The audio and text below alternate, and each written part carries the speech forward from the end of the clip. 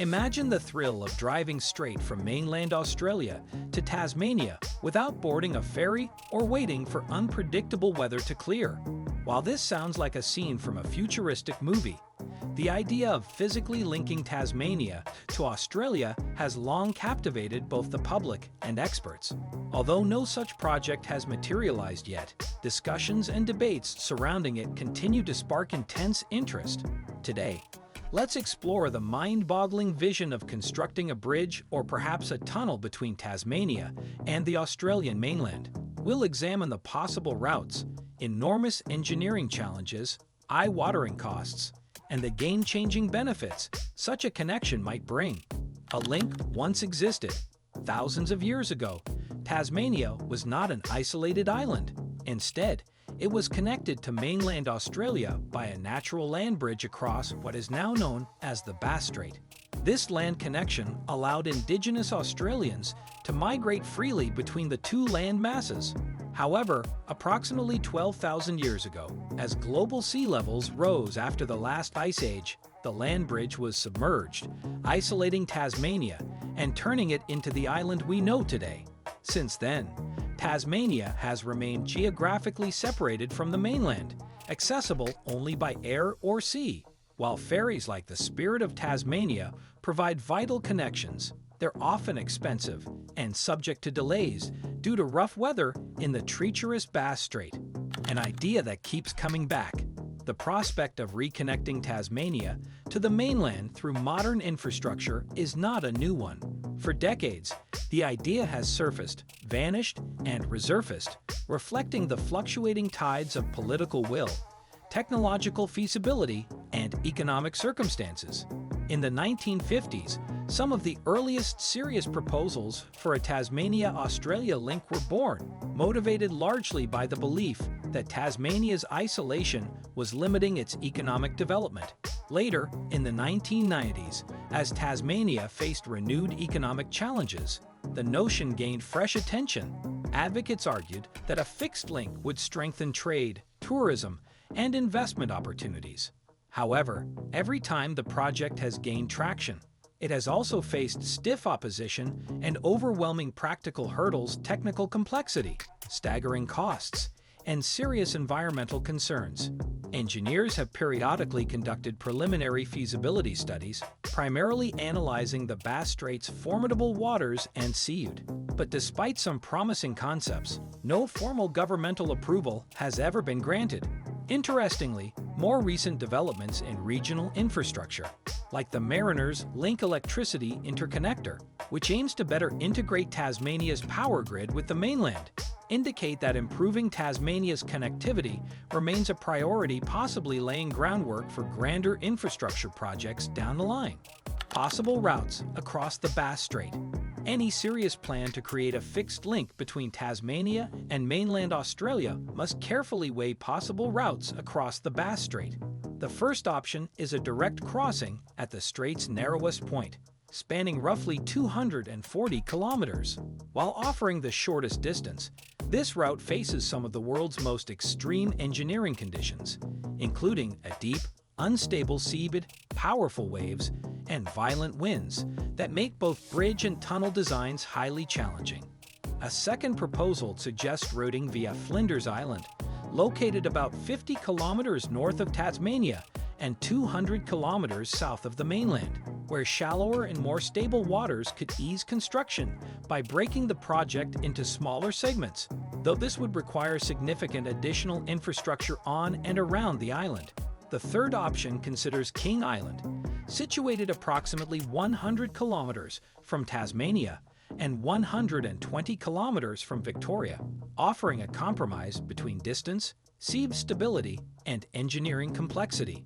While the Flinders and King Island routes might alleviate some technical risks, many experts still view the direct Bass Strait crossing as the most practical long-term solution due to its simpler layout and reduced need for extensive connecting infrastructure. Building the bridge. If a bridge were to span the Bass Strait, it would dwarf all existing sea bridges on the planet. For context, the world's longest sea bridge, the Hong Kong-Zhuhai-Macau Bridge, extends 55 kilometers. while the Bass Strait crossing would need to cover at least 240 kilometers, nearly 5 times as long. To handle such vast distances, a cable-stayed or suspension bridge would likely be the most viable design. These types of bridges excel at spanning long distances while withstanding strong winds, heavy seas, and extreme weather events. However, the project would require dozens, if not hundreds, of massive support towers anchored into the seafloor, which itself varies from rocky outcrops to unstable sediment. The region's extreme weather, including high winds and frequent storms, would test the bridge's resilience year-round. Moreover, seismic activity poses another significant risk that would have to be addressed through cutting-edge engineering to ensure long-term structural stability and passenger safety. The tunnel option: going under instead of over. If building above the sea seems too dangerous, the alternative would be to tunnel beneath it.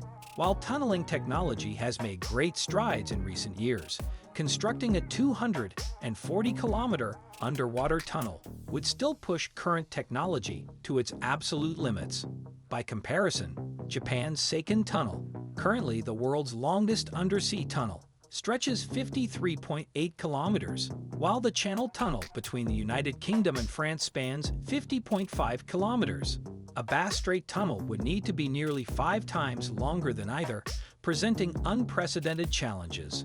To cope with varying sea conditions, a hybrid tunneling strategy might be the most effective. In shallower waters, immersed tube tunnels, where prefabricated sections are floated into place and sunk to the seabed, could be used. In deeper, rockier sections, tunnel boring machines capable of grinding through solid rock would be deployed.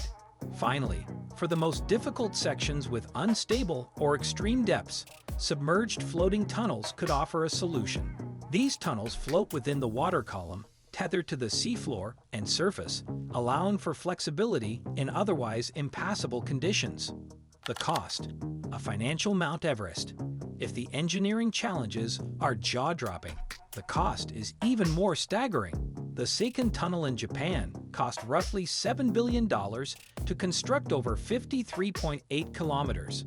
Scaling that up, a 240-kilometer tunnel beneath the Bass Strait could easily exceed $40 billion, and that's assuming relatively favorable conditions. Building a bridge, however, could be even more expensive. With the sheer scale of materials, engineering, labor, and technology involved, estimates suggest that the bridge could cost upwards of $80 billion. For comparison, the Hong Kong-Zhuhai-Macau Bridge, with its 55-kilometer span, cost around $20 billion to complete. And these are just the upfront costs. Long-term maintenance for either a bridge or tunnel would run into billions of dollars annually, as both structures would be constantly exposed to harsh marine conditions that would erode materials and demand ongoing inspections, repairs, and technological upgrades. Environmental considerations: beyond the financial and technical aspects, constructing a Bass Strait link would profoundly affect the surrounding environment. Tasmania is home to some of the most pristine wilderness areas in the world, including the Tasmanian Wilderness World Heritage Area, which shelters unique species like the Tasmanian devil, orange-bellied parrot, and wedge-tailed eagle. Marine life would also be at risk. The Bass Strait supports southern right whales, dolphins, seals, and diverse fish populations.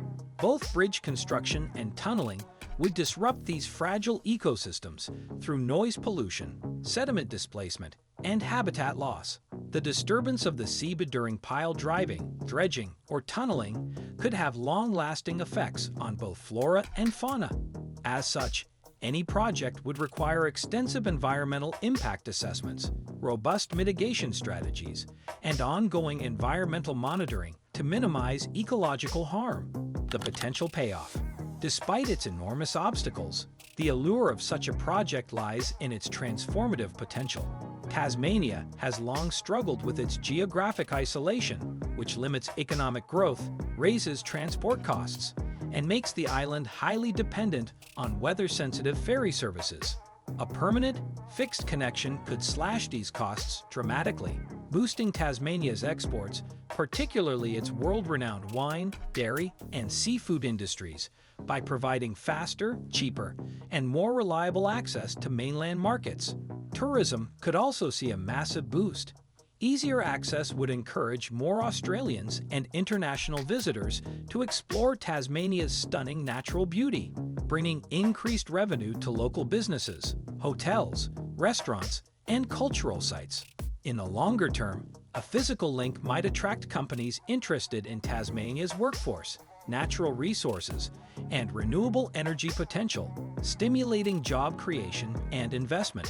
The island could become far more integrated into Australia's broader economic framework, unlocking growth opportunities that are currently out of reach. And there you have it, the wild, fascinating, and absolutely mind-blowing possibility of a bridge or tunnel connecting Tasmania to mainland Australia.